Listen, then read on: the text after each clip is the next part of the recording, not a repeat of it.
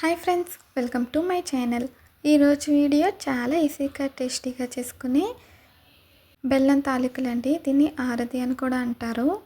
ఇప్పుడైతే మనం తయారీ విధానం అయితే చూద్దామండి. చాలా సింపుల్గా చేసుకోవచ్చు.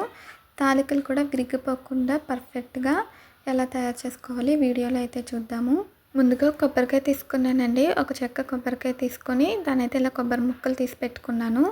తర్వాత మిక్సీలో వేసుకుని కొబ్బరి తురుము అయితే రెడీ చేసుకోవాలి. కొబ్బరి తురుము రెడీ అయిపోయాక చూపిస్తానండి. అలాగే ఒక చిన్న గ్లాసు బియ్యం పిండి అయితే తీసుకున్నాను. తడి బియ్యం పిండితో అయినా చేసుకోవచ్చండి, పొడి బియ్యం పిండితో అయినా సరే చేసుకోవచ్చు. నేనైతే ఇక్కడ పొడి బియ్యం పిండి తీసుకున్నానండి. తర్వాత ప్యాన్ పెట్టాను. ఆ ప్యాన్లో 1.5 గ్లాసు వాటర్ అయితే వేసానండి. తర్వాత చిటికెడు ఉప్పు వేసి ఒకసారి కలిపి వాటర్ని అయితే బాయిల్ చేసుకోవాలి. ఏ గ్లాస్తో అయితే మనం పిండి తీసుకున్నామో ఆ గ్లాస్తోనే వాటర్ వేసుకోవాలండి, అప్పుడే పర్ఫెక్ట్గా వస్తుంది. తర్వాత ఇందులోకి మనం తీసి పెట్టుకున్న ఒక గ్లాస్ బియ్యం పిండి వేసేసి బాగా కలపాలండి. లో ఫ్లేమ్లో పెట్టి కలుపుకోవాలి.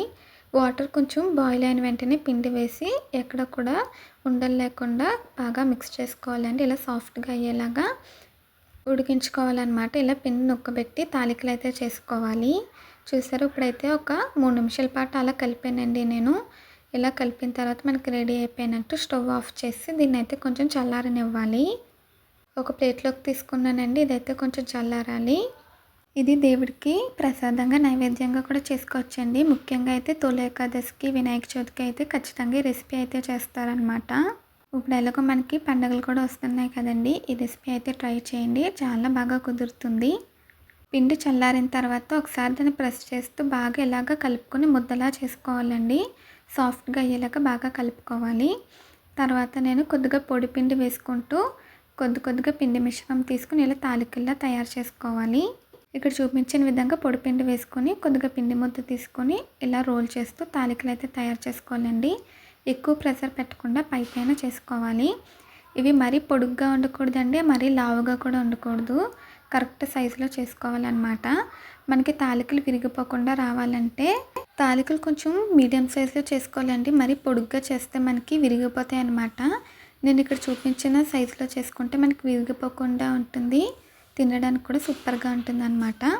ఇలాగే అన్ని తాలికలు తయారు చేసుకోవాలండి. తయారు చేసాక చూపిస్తాను. చూడండి ఫ్రెండ్స్, అన్నీ కూడా తయారు చేసానండి. 3 అయితే చిన్నవి బాల్స్ కూడా చేశాను అనమాట. ఇలా తాలికల కోసం తాలికలు రెడీ అయిపోయినాయి కదండి. మళ్ళీ ఒక ప్యాన్ పెట్టాను. ఇప్పుడు అందులోకి 1 గ్లాస్ పిండి తీసుకున్నాం కదా, గ్లాసున్నర బెల్లం అయితే వేసానండి. మనం ఏ గ్లాస్తో అయితే పిండి తీసుకున్నామో బెల్లం కానీ, వాటర్ కానీ, పిండి కానీ మొత్తం అన్నీ కూడా అదే గ్లాస్తో తీసుకుంటే పర్ఫెక్ట్గా వస్తుంది. గ్లాసున్నర బెల్లం వేసానండి. తర్వాత అందులోకి 3.5 గ్లాసులు వాటర్ అయితే వేసాను. పక్క కొలతలతో చెప్తున్నానండి, ఇలా ట్రై చేయండి. మొదటిసారి వండినా సరే బాగా కుదురుతుంది. తర్వాత మనకి బెల్లం మొత్తం కూడా కరిగిపోవాలండి. కరిగిపోయిన తర్వాత వాటర్ ఇలా బాయిల్ అవ్వాలండి. మనకి ఇందులో పాకం ఏమీ అవసరం ఉండదు. బెల్లం కరిగి ఇలా పొంగి వచ్చిన తర్వాత మనం తయారు చేసి పెట్టుకునే తాలికలన్నీ కూడా ఒక్కొక్కటిగా వేసేసుకోవాలి. అన్నీ ఒకేసారి కాకుండా ఒక 3 అలాగా వాటర్లో అయితే వేయాలండి. వేసిన తర్వాత ఇందులో ఇలాచీ కూడా వేసేసాను. వేసాక గరిటె పెట్టి ఎక్కువగా కలపకూడదండి. చూసారా ఫ్రెండ్స్, వాటర్లో వేసాక వీటికి ఇవి పైకి ఇలా వస్తాయండి. ఇలా పైకి వచ్చి కుక్ అవుతాయి అన్నమాట. సిమ్లో పెట్టి బాగా కుక్ చేసుకోవాలి. మనకి 10 నుంచి 15 నిమిషాలు టైం అయితే పడుతుందండి. ఈలోపు నేను ఇక్కడ ఒక బౌల్ తీసుకుని అందులోకి 1 స్పూన్ బియ్యం పిండి వేసాను.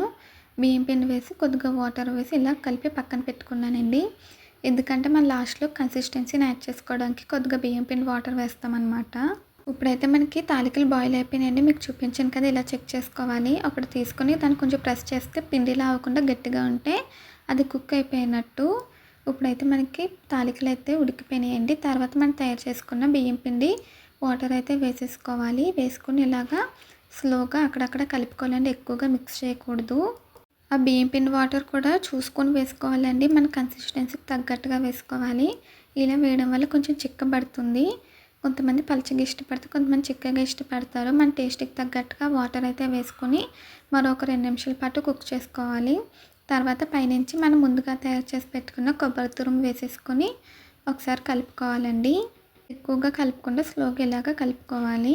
చూసారా, మంచిగా కలర్ వచ్చింది. తాలికలు కూడా ఉడికిపోయినాయి. చూసారా, చిక్కబడుతుందండి.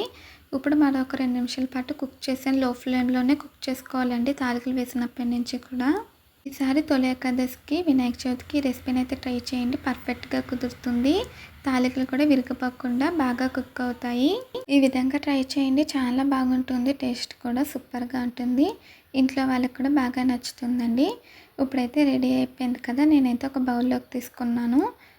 అలాగే పైనుంచి కొద్దిగా కొబ్బరి తురుము వేసి గార్నిష్ చేశానండి. అంతేనండి, చాలా ఈజీగా టేస్టీగా మనకి బెల్లం తాలికలు అయితే రెడీ అయిపోయినాయి. ఈ వీడియో నచ్చితే ప్లీజ్ లైక్ చేయండి, షేర్ చేయండి, సబ్స్క్రైబ్ చేయండి, అలాగే కామెంట్ చేయండి. మళ్ళీ కలుద్దాం. Bye friends.